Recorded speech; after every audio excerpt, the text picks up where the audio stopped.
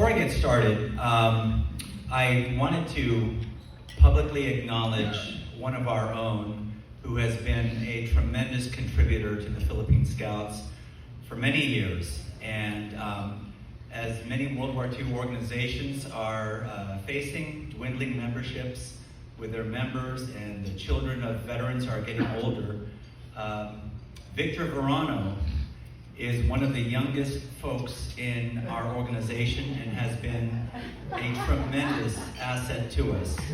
So I wanted to do this publicly, Victor.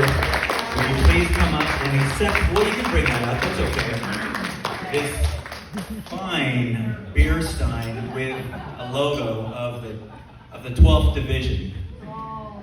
Philippines Scouts.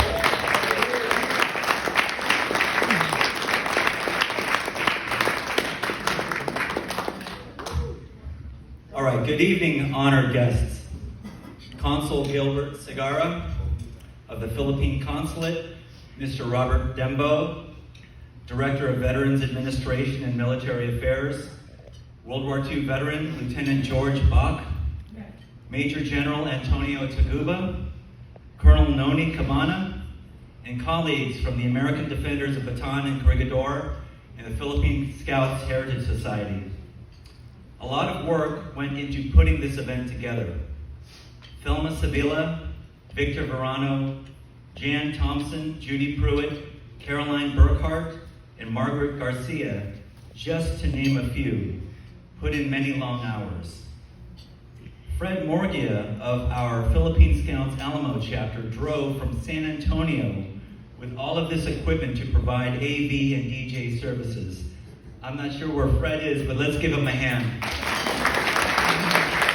There he is, Mr. Tex himself.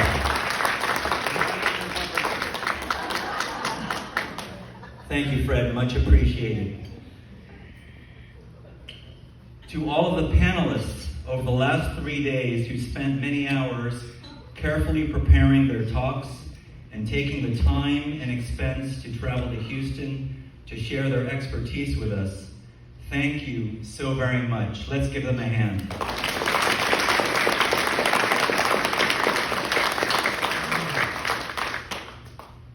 I also want to acknowledge the cadets of the University of Houston Army ROTC Color Guard, their Professor of Military Science, Lieutenant Colonel Melissa Kaminsky, for participating in our event. I wish all of you future Second Lieutenants courage, strength, and a mind continuously open to learning.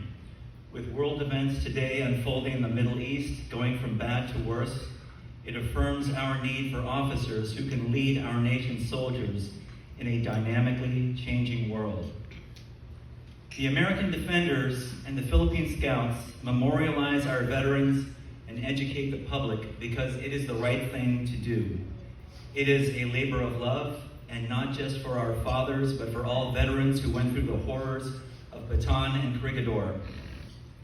Somewhere undiscovered in a field or a mass grave, 8,500 miles from Houston, lie the bones of an American or Filipino soldier who was once loved. He might have played high school football here in Texas. He might have been a studious only child to doting parents.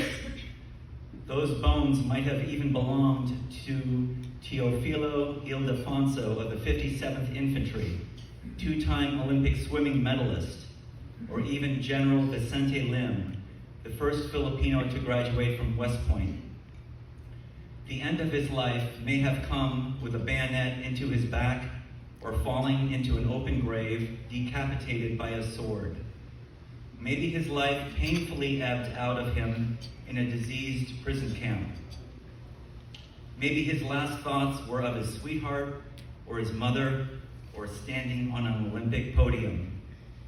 His story has been lost to time, but though his bones lay buried or bleaching in the Philippine sun, we sit here tonight to honor him and his comrades.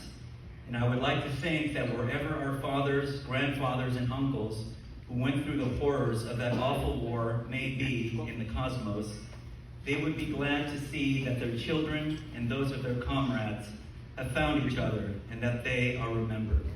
Thank you.